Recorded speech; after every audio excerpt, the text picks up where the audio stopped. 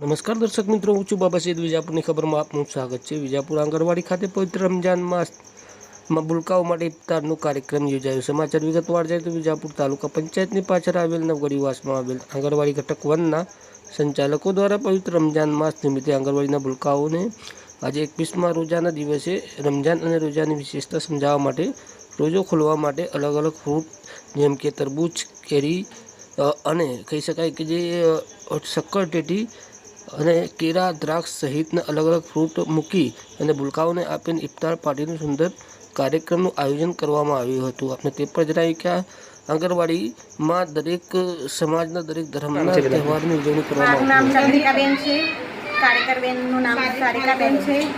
આજે શું કાર્યક્રમ હતું બેન? આજે અમારો રમજાન મહિનાનો દિવસ હતો. ઇફતારીમાં શું શું હતું આજે? ફ્રૂટ્સ લાવ્યા હતા, બધું અલગ અલગ તરબૂચ છે, ટેટી છે ને બીજું એ ફ્રૂટ લાવ્યા ને બીજું એમ કહેવામાં કે આવા કાર્યક્રમો કેટલી વખત થાય છે વર્ષમાં?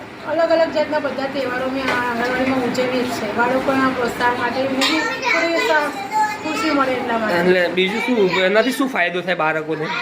એમને ઉત્સાહ વધે, એમને ખબર પડે, આંગણવાડીમાં આવી શકે.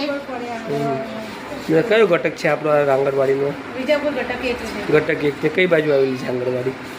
7 બજાર 28 નંબર.